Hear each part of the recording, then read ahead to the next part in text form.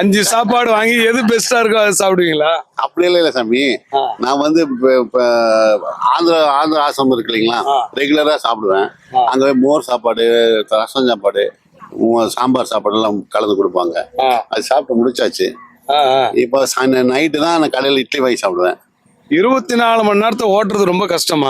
இல்ல கஷ்டமே இல்லைங்க, வீட்டுல இருக்கிறதுதான் கஷ்டம். இடையில நான் தங்கச்சி வீட்டுக்கு போயிட்டு வந்தேன். ஏன்னா அங்க இருக்கவே முடியல. அங்க எல்லா சாப்பாடும் இருக்கு. ஆனா நல்ல மரியாதை இருக்கு.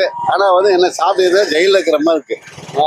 இங்க வந்து மக்களா இருக்கும் போதுங்க, இப்போ இதுல இருக்க சந்தோஷம் அங்க இல்லைங்க. இங்க படுத்துக்கிறீங்க, காத்து இல்ல, அப்போ காத்துல வரும், லைட்டா வரும். சட்டெல்லாம் கழட்டிட்டு எப்படி சுதந்திரமா படுத்துக்கலாமா? இல்ல உப்பசமா தான் சட்டை கழட்டிக்கலாம், இல்ல கொசு கடினா சட்டை போட்டுக்கலாம். அது அவங்க சௌகரியம், உடம்பு சௌகரியம். ஆனா கொசு கம்பல்சரி கடிக்குமா? இருக்கு எல்லா பக்கம். கொசு இல்லாத இடமே இல்லைங்கண்ணா திருவள்ள பாதையில் எல்லா பக்கம் இருக்கு. அதுக்கு யாராவது சொட்டர் மாதிரி இல்ல வலை மாதிரி தருவாங்க. அந்த கார்த்திகை மாசம் சொட்டர் தருவாங்க. வருஷத்துக்கு ஒரு நாள் யாராவது கம்பளி தருவாங்க. அப்புறம்லாம் சும்மா சாதாரண பெட்ஷீட் தான் தருவாங்க. இங்க இருந்து பாத்ரூம் போனோன்னா எங்க போய்? யூரின்ங்களா? யூரின் தான் இப்ப பின்னால் உள்ள காட்டுக்குள்ள போவீங்க. டூ பாத்ரூம் வேணும் அங்க போடுங்க.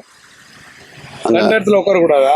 இல்ல தண்ணி இருந்தா ஒரு சில பாட்டில் இருந்தா எதுக்காக காட்டுக்குள்ள போயிருவோம். இங்கே போறீங்கன்னா ஒத்துக்குறாங்களா? இல்ல அதான் ஒன்றும் பிரச்சனை இல்லைங்க. காட்டுக்குள்ள தண்ணி உள்ள போயிடுவோம்.